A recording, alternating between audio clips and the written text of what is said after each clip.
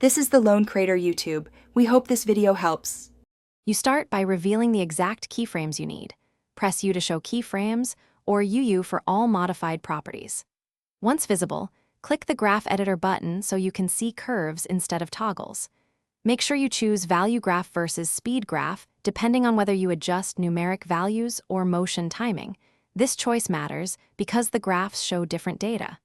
You can hold Shift and click multiple properties to compare, and zoom in with equals, or to isolate the segment you'll edit. Next, focus on shaping the motion. Select a keyframe to expose its Bezier handles, then drag handles to change tangents and easing. You'll switch easing types, hold, linear, easy ease, or create a custom Bezier, because easing defines how motion accelerates and decelerates. If you need precise timing, toggle the speed graph so you edit velocity directly. This is where motion feels natural.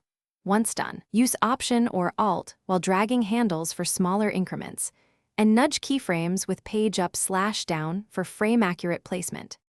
To finish, preview your changes with RAM Preview or Spacebar, and watch at both the target frame rate and real time so you catch timing issues. If something looks wrong, immediately use Command or Control-Z to step back or consult the undo history to isolate the offending edit.